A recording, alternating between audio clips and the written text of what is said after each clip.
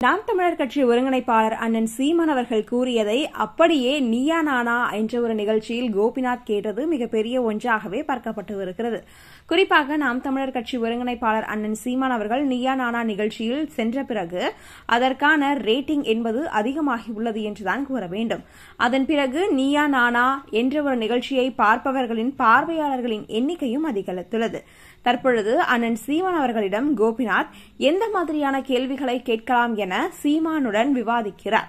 அப்பொழுது அண்ணன் சீமான் அவர்கள் இங்கிருந்து வெளிநாடு சென்றவர்களின் நிலை என்ன, வெளிநாட்டில் இருப்பவர்களின் நிலை என்ன என்பதை பற்றி விவாதிக்கலாம் என்ற ஒரு பதிலை கூறியுள்ளார்.